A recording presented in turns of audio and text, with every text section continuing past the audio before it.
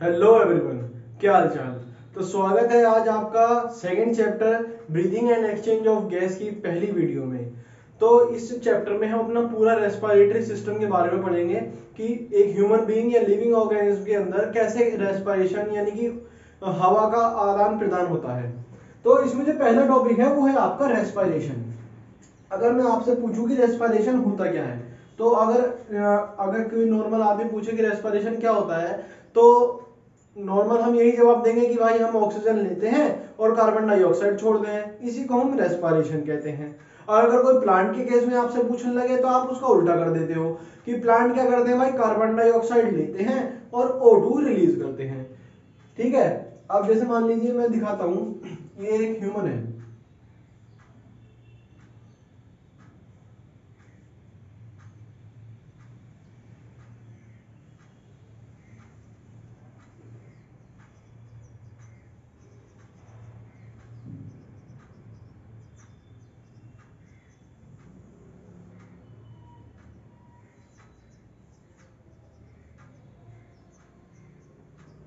ठीक है, मान लो ये एक ह्यूमन बीइंग है, एक यहाँ पे ये प्लांट है।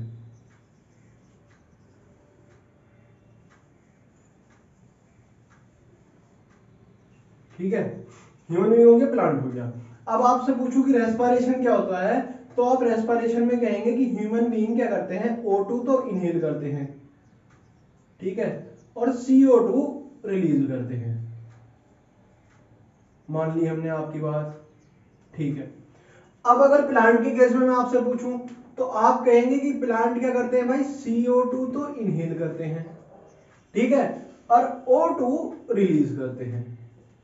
ये गलत फंडा है। बचपन से हमको यही पढ़ाया गया है कि प्लांट ह्यूमन का उल्टा करते हैं। करते तो है लेकिन वो रेस्पिरेशन नहीं होता, ये वो अलग चीज है। इसमें मैं बताऊंगा, पहले आप ह्यूमन बीइंग का समझो। ह्यूमन बीइंग क्या करते हैं, ह्यूमन बीइंग ऑक्सीजन ले लेंगे, ठीक है, CO2 छोड़ेंगे।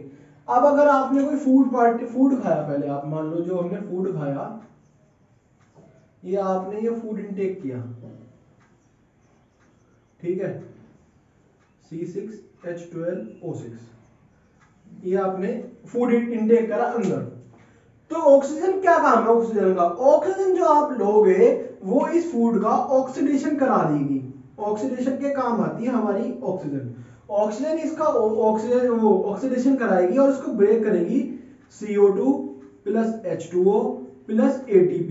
एनर्जी जो हमें चाहिए अपना वर्क करने के लिए, दिन भर के काम करने के लिए, शरीर को चलाने के लिए ATP की जरूरत पड़ती है, एनर्जी की। तो वो फूड की ऑक्सीडेशन के बाद हमें मिलेगी। तो ऑक्सीजन जो है हमारे फूड का ऑक्सीडेशन कराएगी, ठीक है, ह्यूमन बीइंग के अंदर। अब अगर आप इसकी बात करें प्लांट की, तो ये जो आपको पढ़ाया गया है कि ऑक्सीजन क्या नाम, ऑक्सीजन रिलीज करते हैं लेकिन CO2 लेते हैं, ये है तो सही, लेकिन हम इसको रेस्पिरेशन नहीं कहेंगे। इसका एक अलग सिस्टम है, मैं बताता हूं।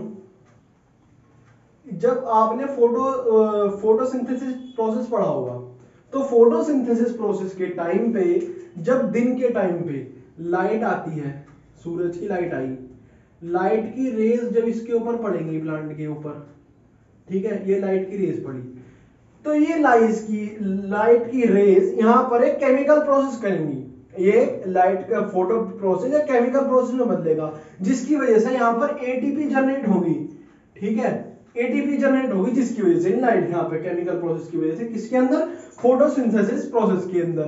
तो इस प्रोसेस के दौरान ही यहां से ऑक्सीजन रिलीज होती है इन्वायरमेंट के अंदर, जो ऑक्सीजन का लेवल बढ़ाता है। वो इस प्रोसेस के दौरान ऑक्सीजन रिलीज करते हैं, प्लांट ऑक्सीजन रिलीज अपने अंदर से नहीं करते। अब ATP उन्हें मिल गई, अब उन्हें भी एनर्जी चाहिए, तो वो CO2 लेते हैं रात के टाइम पे। रात के टाइम पे प्लांट CO2 लेते हैं, इसलिए कहते हैं रात के टाइम पे प्लांट पेड़ के नीचे नहीं सोना चाहिए। वो इसी वजह से कहते हैं क्योंकि इसके आसपास CO2 की कंसंट्रेशन ज्यादा होती है, क्योंकि वो रात को CO2 लेता है। ठीक है, इसने यहाँ पे CO2 ले ली, आ गई CO2 यहां से आ गई, ठीक है, ये जड़ के थ्रू इसने यहां से वाटर ले लिया, ये H2O इसने यहां से ले लिया, प्लांट ने वाटर, ठीक है।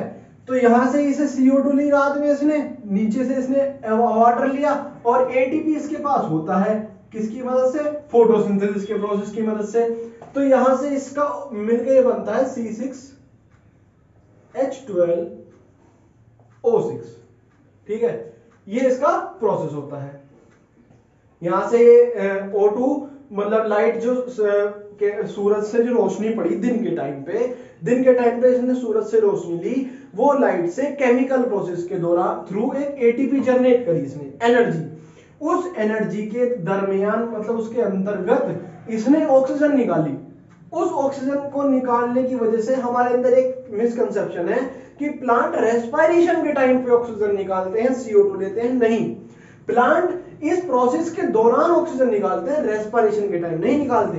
रात को जब रात हुई, लाइट बंद हो गई, सूरज चला गया, तो उसने क्या किया, CO2 बाहर से इनटेक करना शुरू करा, ठीक है, इसको कहते हैं रेस्पिरेशन। इसने CO2 बाहर से लिया, H2O इसने जड़ से ले लिया जब आपने इसको पानी दिया, ATP इसके पास दिन का बना हुआ रखा है, तो इन दोनों से मिलाकर इसने यहां पर अपना ये फूड बना लिया। लेकिन यहां पर प्लांट को भी ह्यूमन बीइंग के थ्रू जैसे मतलब ह्यूमन बीइंग के जैसे ही ऑक्सीजन की जरूरत पड़ती है, क्योंकि इसे भी तो अपना फूड ऑक्सीडाइज कराना है, तो ये ऑक्सीजन यहां पे लेगा, ऑक्सीजन प्लांट लेगा, प्लांट बाहर से ऑक्सीजन लेगा, ठीक है। अब ये इसका ऑक्सीडेशन कराएगा, फिर ये दोबारा टूट जाएगा, C6H12O6, ये आपका दोबारा तोड़ के इसको ATP दे देगा, CO2 + H2O + ATP। यहां से इसको ऑक्सीडेशन के लिए दोबारा चाहिए, क्योंकि उसको अपने काम करने के लिए भी तो ATP चाहिए। जैसे इस ह्यूमन बीइंग ने ATP ली, ATP इसके अंदर मिली, इसे ताकत मिली, ये अपने दिन के काम करेगा, सब चीज काम करेगा, घूमे फिरेगा, वो ATP की मदद से आप अगर आज खाना नहीं खाओगे, आपके अंदर ATP नहीं बनेगी, आपको कमजोरी फील होगी, तो वो ATP इसने ली अपने काम के लिए। अब प्लांट को भी तो काम करने हैं, लाइट आनी है तो उस लाइट को केमिकल प्रोसेस के थ्रू ATP में बदलना है, यहाँ से पानी खींचना है, दुनिया भर के काम है, तो उसको भी ATP की जरूरत पड़ेगी। तो वो अपना फूड ऑक्सीडेशन कराने के लिए ATP चाहिए, जैसे हमें चाहिए, तो ऑक्सीजन वो लेगा। ऐसा नहीं है कि प्लांट हमेशा ऑक्सीजन निकालते ही हैं, वो अपने फूड को ऑक्सीडाइज करने के लिए ही ऑक्सीजन लेते हैं, ठीक है। ये छोटा सा टॉपिक था, मैंने आपको बता दिया, इससे आपको ये समझ में आ गया कि रेस्पिरेशन का काम क्या है। रेस्पिरेशन ऑक्सीजन लेता है, रेस्पिरेशन के थ्रू ऑक्सीजन हमारे अंदर आती है और वो हमारे फूड को ऑक्सीडाइज कराती है, जिसकी वजह से हमें ATP मिलती है। इसलिए आपने देखा होगा, एक चीज मैं बताता हूँ एग्जांपल, जिससे आपको याद रहे। अगर आपने देखा होगा कि हमारी जो योगा होती है, योगा हमारे कल्चर्स में जो योगा है, उसके अंदर कुछ व्यायाम है, जैसे अनुलोम विलोम, कपालभाति, ये सब, इनमें क्या होता है, कुछ नहीं करना है, हमें बैठ के सिर्फ सांस लेनी है और छोड़नी है, ठीक है। कोई फिजिकल एक्टिविटी तो नहीं है कि हम भाग रहे हैं, दौड़ रहे हैं, ऐसा कुछ नहीं है। तो उसके अंदर मतलब, लेकिन अगर वो भी अगर आप रेगुलर करोगे, डेली करोगे, उससे भी आपका वजन कम हो जाएगा, फैट कम हो जाएगा। वो क्यों? क्योंकि आपने इनटेक ऑक्सीजन का ज्यादा बढ़ा दिया। अब आप अनुलोम विलोम में ऑक्सीजन मतलब सांस पूरी खींचते हो अंदर तक, अब पूरी छोड़ते हो, तो उससे क्या होता है, ऑक्सीजन का इनटेक बढ़ता है। आपने ऑक्सीजन जैसे नॉर्मल आप ले रहे हो, वो नॉर्मल एयर ऑक्सीजन ले रहे हो, लेकिन उस टाइम पे आप पूरी सांस खींच के लेते हो, तो ऑक्सीजन का इनटेक बढ़ गया। अब आपके अंदर ऑक्सीजन जितनी ज्यादा जाएगी, वो आपके फूड को उतना ज्यादा ऑक्सीडाइज करेगी, ठीक है, जिसकी वजह से आपका फैट धीरे धीरे कम होगा। तो एक इस कंसेप्ट से मैंने आपको बता दिया कि रेस्पिरेशन का क्या काम है। रेस्पिरेशन आपके फूड को ऑक्सीडाइज करने का काम आता है, जो ऑक्सीजन आप बाहर से लेते हो। रेस्पिरेशन जो है और लिविंग बीइंग में सेम होता है, ऐसा नहीं है कि ह्यूमन में अलग होगा, प्लांट में अलग होगा, इवन बैक्टीरिया में भी यही होता है। बैक्टीरिया में भी यही होता है कि वो ऑक्सीजन लेता है और CO2 छोड़ता है। ऐसा नहीं है कि प्लांट में अलग है और ह्यूमन में अलग है, ठीक है। जो ऑक्सीजन रिलीज होने का जो कंसेप्ट है वो यहां से है, जब लाइट ATP में कन्वर्ट होती है तब यहां से ऑक्सीजन निकलती है, ठीक है। अब रेस्पिरेशन ह्यूमन के अंदर होती कैसे है वो मैं आपको बताता हूं। हाँ, तो अगर हम बात करें रेस्पिरेशन की, तो रेस्पिरेशन एक फिजियोकेमिकल प्रोसेस है। फिजियो मतलब फिजिकल और केमिकल मतलब जो केमिकल उसमें मतलब केमिकली जो चेंजेस आ रहे हैं।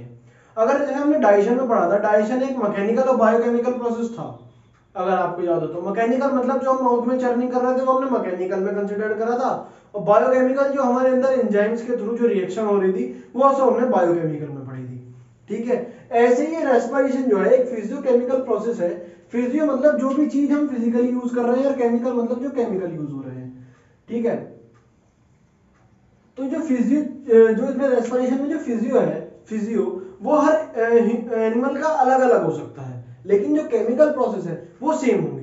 केमिकल प्रोसेस जो हमारे टिश्यू के अंदर चल रहे हैं, जो हमारे फूड पार्टिकल का ऑक्सीडेशन हो रहा है ऑक्सीजन उसमें CO2 H2 और ATP में बनाने के लिए, वो तो हर जगह सेम ही है, चाहे वो प्लांट हो, ह्यूमन बीइंग हो, कोई भी लिविंग ऑर्गेनिज्म हो, कुत्ता बिल्ली कुछ भी हो, वो सबके सेम है। लेकिन जो ये फिजियोलॉजिकल जो फिजिकल प्रोसेस है वो चेंज हो सकते हैं, अलग अलग वेरिएशन, अलग अलग ह्यूमंस मतलब अलग अलग लिविंग ऑर्गेनिज्म में अलग अलग हो सकते हैं। जैसे हम है ह्यूमन, हमारे अंदर क्या है, हमारे अंदर लंग्स है, लंग्स वो काम कर रहे हैं जो फिजिकल काम कर रहे हैं, जो ऑक्सीजन ले रहे हैं और ट्रांसपोर्ट कर रहे हैं, मतलब ये सब काम किसका, लंग्स का है। फिश की अगर हम बात करें तो उनके अंदर गिल्स होते हैं, और अगर किसी पंछी है जैसे कॉकरोच की बात करें तो उनके अंदर ट्रैकिड्स होते हैं, जो फिजिकल वर्क करते हैं वो ट्रैकिड्स होते हैं। तो हमारे अंदर कौन है, हमारे अंदर लंग्स जो हमारा फिजिकल काम कर रहे हैं, ऑक्सीजन का ले रहे हैं और CO2 छोड़ रहे हैं, और केमिकल प्रोसेस जो हमारे टिश्यू के अंदर हो रहे हैं। अगर हम फिजियोलॉजिकल की बात करें तो ऑक्सीजन का अंदर लेना और उसे टिश्यू तक पहुंचाना, और टिश्यू से बाद पे CO2 लाना और उसे बाहर निकालना, ये तो सब आएगा आपका फिजिकल प्रोसेस के अंदर। ठीक है, क्या, ऑक्सीजन बाहर से लेना, उस ऑक्सीजन को टिश्यू के पास पहुंचाना, फिर टिश्यू से CO2 लेना और उसे बाहर पहुंचाना, ये तो सब आ गया आपका फिजिकल प्रोसेस के अंदर। और केमिकल प्रोसेस जो टिश्यू के अंदर चलते हैं, वेरियस एंजाइम जैसे क्राइब साइकिल हो गई आपकी, इन सब के मिलके जो बनते हैं केमिकल प्रोसेस, वो केमिकल में आते हैं। अब एक चीज मैंने डायग्राम बनाया है आपको, यदि ह्यूमन बीइंग है, ठीक है, ह्यूमन बीइंग का लंग्स हो गया। अब एटमॉस्फेयर में जो एयर प्रेजेंट है वो हम लेते हैं और छोड़ते हैं। तो अगर एक यहाँ पे डाउट होता है कि हम ऑक्सीजन बाहर से नहीं लेंगे, हम बाहर से एयर लेंगे।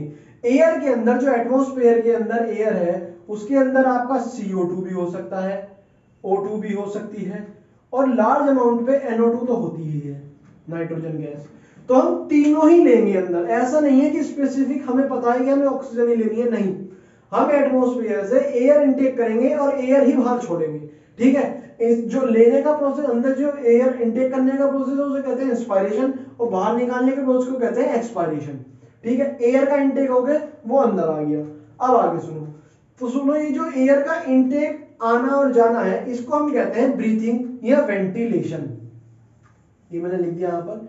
और ये फिजिकल प्रोसेस का पहला स्टेप है, first step of physical process की ब्रीथिंग। जैसे गर्मियों में कहते हैं कि भाई खिड़की दरवाजे खोल दो, वेंटिलेशन खोल दो, इससे एयर अंदर आए और अंदर बाहर चली जाए एयर, इसकी वजह से वेंटिलेशन होता रहेगा। तो इस प्रोसेस को कहते हैं हम वेंटिलेशन, एयर का अंदर आना और बाहर जाना। ठीक है, ये पहला प्रोसेस है फिजिकल प्रोसेस के अंदर पहला प्रोसेस है। ठीक है, अब आपके अंदर एयर आ गई, एयर आ गई, यहाँ आ गई लंग्स के अंदर। ठीक है, अब एयर अंदर आ गई, अब मान लीजिए यहां से क्या होगा, यहां पर ऑक्सीजन जो है, ये ब्लड कैपिलरी है, ये लंग्स है, लंग्स के आसपास ब्लड कैपिलरी है, तो यहां से तो डीऑक्सीजनेटेड ब्लड आता है और यहां से ऑक्सीजनेटेड ब्लड निकलता है। ठीक है, यहां से डीऑक्सीजनेटेड ब्लड आता है और यहां से ऑक्सीजनेटेड ब्लड निकलता है। ठीक है, इतना कंफ्यूजन क्लियर हुआ, ये कैपिलरी हो गई, ये लंग्स हो गया। तो लंग्स के अंदर जो ऑक्सीजन है, जो यहाँ पर ये O2 है, ये तो आपकी डिफ्यूज होके आ जाएगी यहाँ पर ब्लड कैपिलरी में, और ब्लड कैपिलरी से जो CO2 है वो यहाँ पर डिफ्यूज होके इधर चली जाएगी। अब अगर आप यहाँ पर देख पूछोगे कि यार भाई यहाँ पे तो आपने कही थी कि CO2 भी आ रही है, O2 भी आ रही है, NO2 भी आ रही है, आ तो तीनों रही है अंदर, तो सिर्फ ऑक्सीजन ही क्यों यहाँ पर जा रही है, CO2 या NO2 क्यों नहीं जा रही। ये जो ऑक्सीजन यहाँ पर आई, इसके कई सारे फैक्टर होते हैं। पहला पार्शियल प्रेशर, दूसरा सॉल्युबिलिटी। जो नाइट्रोजन गैस है ये कम लेस सोल्यूबल होती है कंपैरिजन टू CO2 और O2। नाइट्रोजन गैस कम सोल्यूबल होती है, तो वो यहां पर हमारे ब्लड में सोल्यूबल नहीं हो पाती। ऑक्सीजन और CO2 ज्यादा सोल्यूबल होती है, तो वो हमारे ब्लड के अंदर सोल्यूबल हो जाती है। ठीक है, नाइट्रोजन हट गई क्योंकि वो सोल्यूबल नहीं है। अब अगर हम बात करें CO2 की, CO2 हमारे ब्लड के अंदर इसलिए नहीं जा पाती क्योंकि यहाँ पे लंग्स के अंदर सिर्फ ऑक्सीजन इसलिए ट्रांसपोर्ट होती है, लंग्स से ब्लड के अंदर सिर्फ ऑक्सीजन इसलिए ही ट्रांसपोर्ट या डिफ्यूज होती है क्योंकि यहाँ पर पार्शियल प्रेशर का खेल होता है सारा। अब ये डीऑक्सीजनेटेड ब्लड आता है, यानी कि डीऑक्सीजनेटेड मतलब जिसके अंदर ऑक्सीजन की कमी है और CO2 ज्यादा है। तो डिफ्यूजन में क्या होता है, डिफ्यूजन में हाई पार्शियल प्रेशर, जिसका पार्शियल प्रेशर ज्यादा होता है, जिसका कम होता है, तो वो पार्शियल प्रेशर हाई से लो की तरफ चलता है। ठीक है, लंग्स के अंदर पार्शियल प्रेशर O2 ज्यादा है, ब्लड के अंदर कम है क्योंकि ब्लड यहां से डीऑक्सीजनेटेड ब्लड आ रहा है, तो ज्यादा से कम की तरफ ऑक्सीजन डिफ्यूज हो जाएगी। ठीक है, अब ब्लड के अंदर CO2 ज्यादा है, लंग्स के अंदर CO2 कम है, तो ये लंग्स के अंदर ट्रांसपोर्ट हो जाएगी। यहां से जैसे ट्रांसपोर्ट होगी तो यहां से ही ऑक्सीजनेटेड ब्लड निकल जाएगा। तो ये जो एक्सचेंज हुआ गैसेस का लंग्स के और ब्लड के बीच में, ये है हमारा सेकंड फिजिकल प्रोसेस। ये जो एक्सचेंज हुआ वो किसकी वजह से हुआ? ये एक्सचेंज हो रहा है, ये हो रहा है डिफ्यूजन। ये हो रहा है डिफ्यूजन की वजह से। और इस एक्सचेंज को हम सेकंड प्रोसेस या सेकंड वो कहेंगे फिजिकल प्रोसेस का सेकंड पार्ट, सेकंड स्टेप। ठीक है, ऑक्सीजन अंदर आई, पहला स्टेप, मतलब एयर अंदर आई, पहला स्टेप। उस एयर से हमारे अंदर ऑक्सीजन ब्लड के अंदर चली गई और ब्लड से CO2 लंग्स के अंदर चली गई। इस एक्सचेंज को कहेंगे हम सेकंड स्टेप और हम इसको एक्सटर्नल रेस्पिरेशन भी कह देते हैं। ठीक है, अब यहां से जो ऑक्सीजन इस ब्लड के अंदर आई, अब वो ऑक्सीजन जो है वो यहां से जाएगी टिश्यू के पास और टिश्यू से CO2 आएगी दोबारा ब्लड में। तो O2 तो जाएगी, O2 तो इधर को जाएगी और यहां से CO2 आएगी।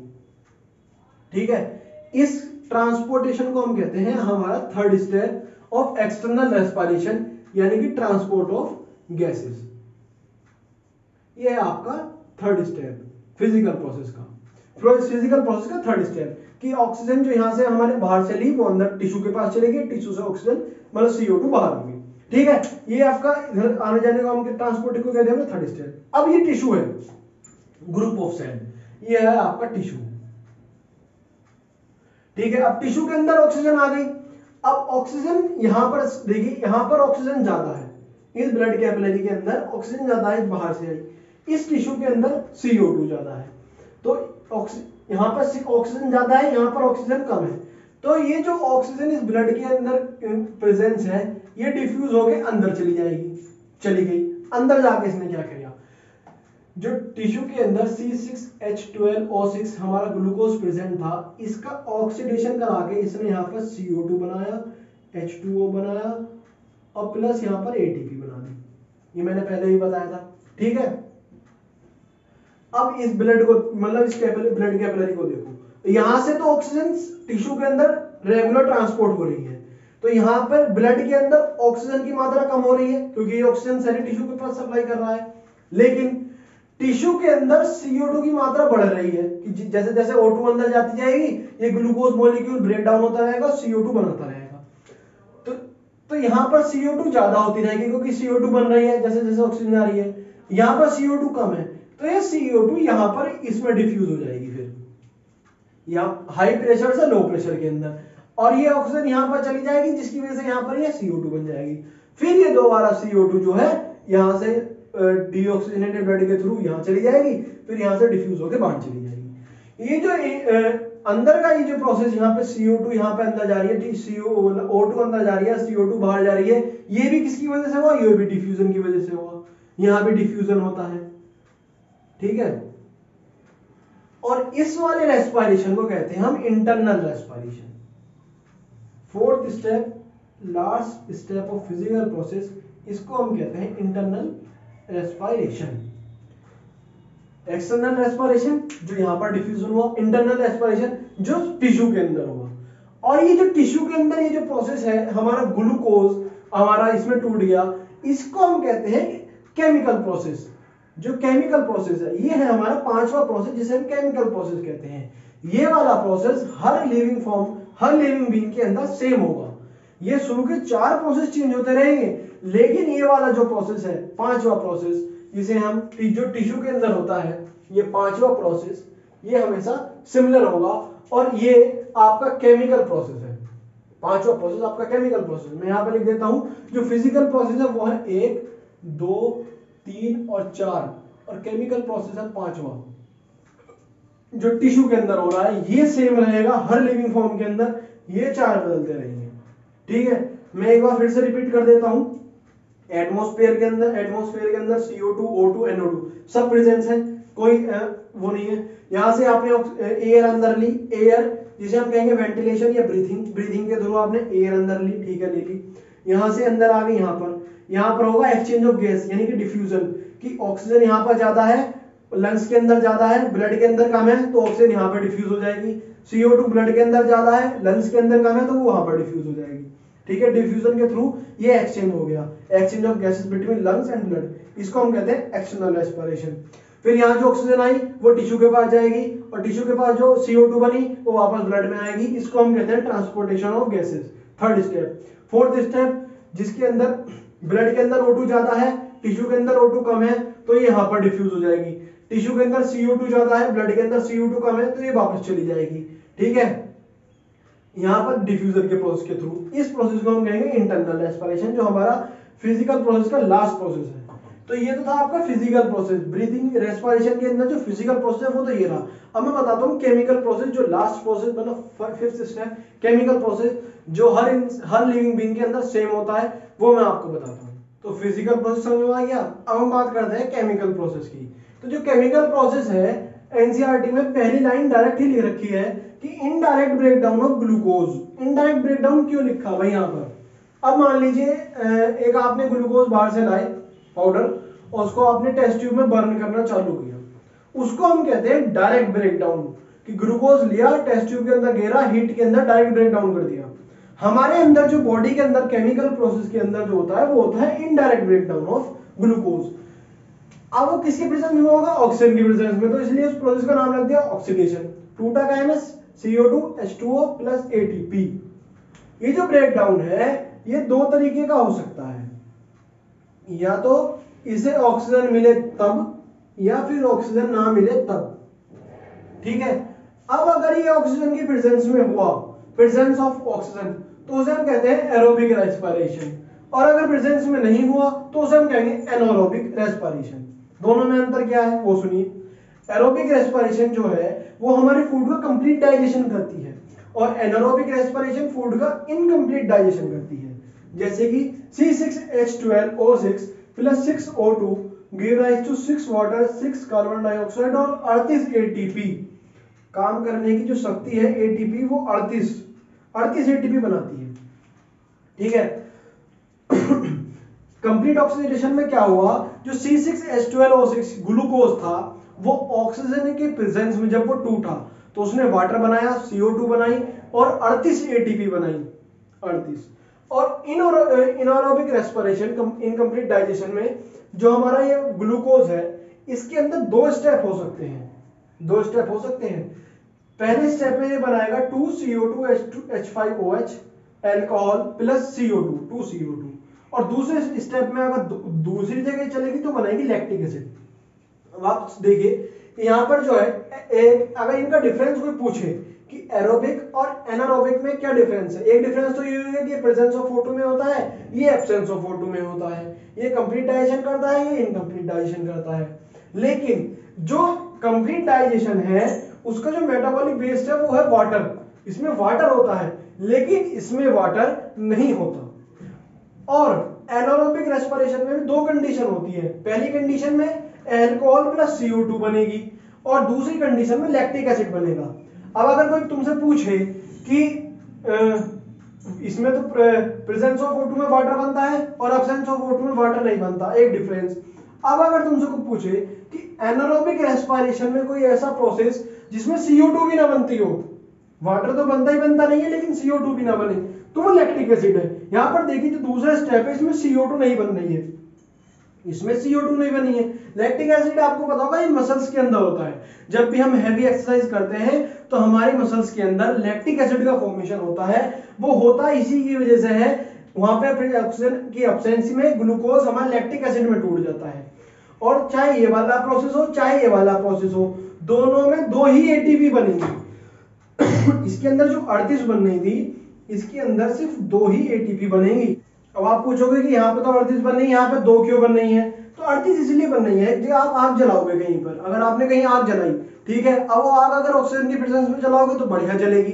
अब वही आग अगर आप ऑक्सीजन की एब्सेंस में जलाओगे तो सिर्फ धुआं उठेगा। तो यहाँ तो सिर्फ धुआं है 2 ATP का, यहाँ जल रही है भरपूर आग जो 38 ATP दे रही है। ठीक है, इतना क्लियर हो गया कि मैं दोबारा रिपीट कर देता हूँ। एरोबिक मतलब इनकम्प्लीट ब्रेकडाउन, जो हमने बॉडी के अंदर हमारा इनकम्प्लीट ब्रेकडाउन होता है ग्लूकोज का ऑक्सीजन के प्रेजेंस में। अगर ऑक्सीजन की प्रेजेंस में होगा तो एरोबिक रेस्पिरेशन, अब्सेंस में होगा तो एनारोबिक रेस्पिरेशन, ठीक है। और अगर प्रेजेंस में होगा तो वहां पे कंप्लीट ब्रेकडाउन होगा, अब्सेंस में इनकम्प्लीट ब्रेकडाउन होगा। प्रेजेंस में 38 एटीपी बनेंगी और अब्सेंस में सिर्फ 2 एटीपी बनेंगी, ठीक है। ये था आपका केमिकल प्रोसेस। फिजिकल प्रोसेस हमने पहले बता दिया। फिजिकल प्रोसेस क्या था कि ऑक्सीजन हमने बाहर से ली, एयर बाहर से ली, वो एयर अंदर लंग्स में गई, लंग्स से फिर वो ब्लड में गई, ब्लड से फिर वो टिश्यू में गई, टिश्यू से हमने CO2 ली, CO2 ब्लड में आई, ब्लड से लंग्स में आई, लंग्स से बाहर चली गई। ये था फिजिकल प्रोसेस। अगर ह्यूमन बीइंग की बात करें, फिजिकल प्रोसेस हर लिविंग बीइंग में चेंज हो सकता है, लेकिन ये जो केमिकल प्रोसेस है ये हर जगह सेम रहेगा, चाहे वो ह्यूमन हो, चाहे वो प्लांट हो, चाहे वो कोई भी एनिमल हो, सबके अंदर सेम होगा, ठीक है। तो आप इतना समझ में आएगा कि रेस्पिरेशन क्या है। रेस्पिरेशन एक फिजियोकेमिकल प्रोसेस है, फिजिकल और केमिकल दोनों। जैसे डाइजेशन था, डाइजेशन में क्या था, मैकेनिकल बायोकेमिकल। मैकेनिकल जो हम माउथ में कर रहे थे, चर्निंग, च्यूइंग, और बायोकेमिकल जो हमारे इंटेस्टाइन के अंदर इंजाइम्स की प्रेजेंस में हो रहा था, ठीक है। तो यहीं पर आज की वीडियो करते हैं हम समाप्त। अगली वीडियो में हम देखेंगे हमारा रेस्पिरेटरी ऑर्गन, लंग्स के बारे में पढ़ेंगे और आगे पढ़ेंगे, ठीक है। तब तक के लिए thank you very much. Keep learning and keep smiling.